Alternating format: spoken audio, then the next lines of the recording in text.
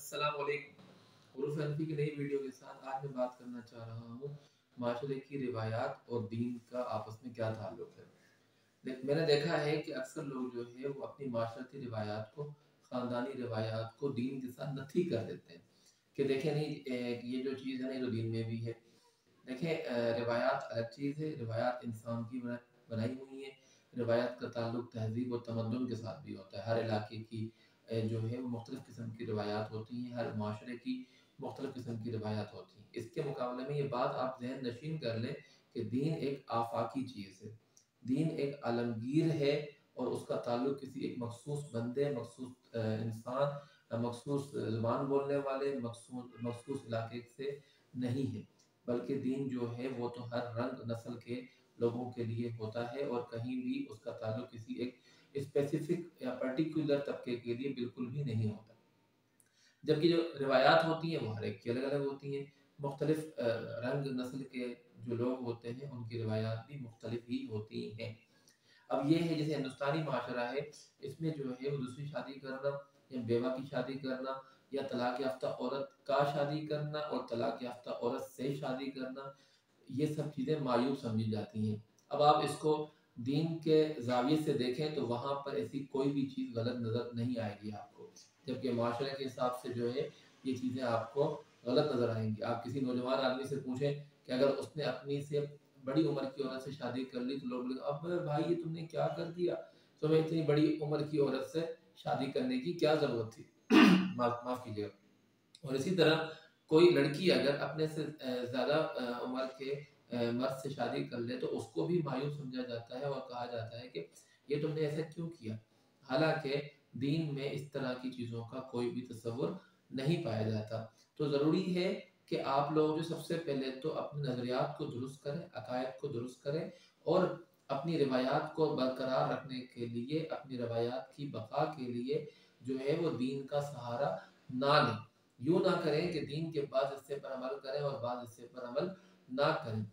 इस हवाले से कुरान करीम में यहूद को पुकारा गया है, उनको कहा गया है कि यहूद क्या करते हैं कि वो दीन के बाद हिस्से पर अमल करते हैं और बाद हिस्से का इनकार कर देते हैं।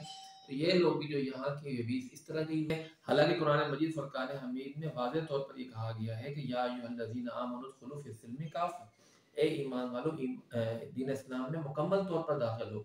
बाद चीज़ों पर अमल करो कि हाँ जी, ये तो हमें सूट करती हैं, ये तो हमारे मतलब की हैं, इससे हमारा फ़ायदा भी है। और बाद चीज़ों का इनकार कर दो कि नहीं जी, इस हमारा जो माशरा है, हमारी रिवायात जो है वो इस बात की इजाज़त नहीं देती।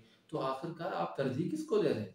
माशरती रिवायात को तरजीह दे रहे हैं या दीन को तरजीह दे रहे हैं? तो आपको तो अपनी पोजीशन क्लियर करनी चाहिए कि भाई हमारे लिए माशरा ज़्यादा अहम है या दीन ज़्यादा अहम है। डेफिनेटली एक मुसलमान के लिए उसका दीन ज़्यादा अहम होता है, ना कि माशरा। माशरती रिवायात को तोड़ने के लिए ही तो दीन इस्लाम आया है। इन फरसुदा रिवायात के ख़ात्मे के लिए, तवम परस्ती के ख़ात्मे के लिए, इस अजीब व गरीब किस्म की जो रसूमात जो है वो हमारे माशरे के हर हर उसमें पहलू में जो है वो फैलती जा रही हैं, इन्हीं के ख़ात्मे के लिए तो दीन है।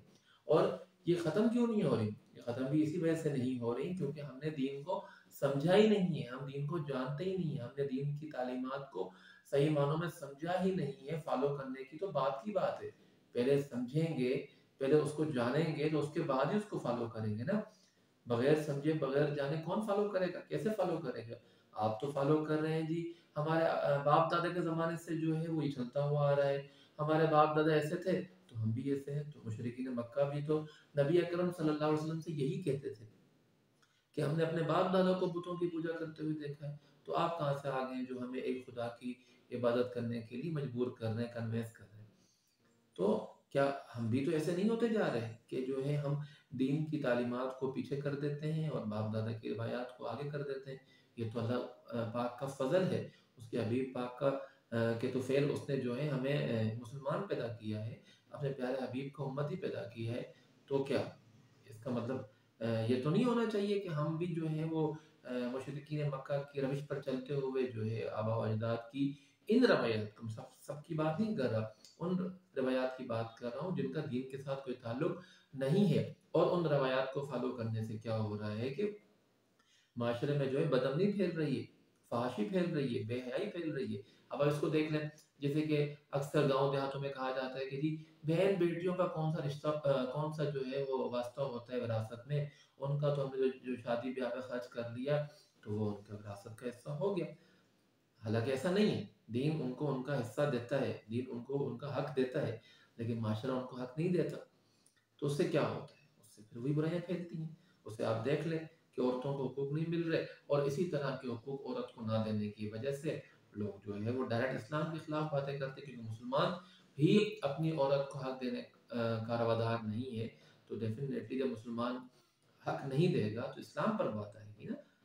तो हमें चाहिए कि हम इस इन चीज़ों को समझें, जानें और इस मुताला करें। मुताला करने के बाद अगर हमारे ख़ानदान में, हमारे माशरे में हमें कहीं लगता है कि ये रिवायात दुरुस्त नहीं है, तो उसका ख़ात्मा करने की कोशिश करें। उम्मीद है कि आपको वीडियो पसंद आई होगी। लाइक करें, कमेंट करें, शेयर करें और अगर आपने अब तक हमारा चैनल सब्सक्राइब नहीं किया, सब्सक्राइब करें। Thank you.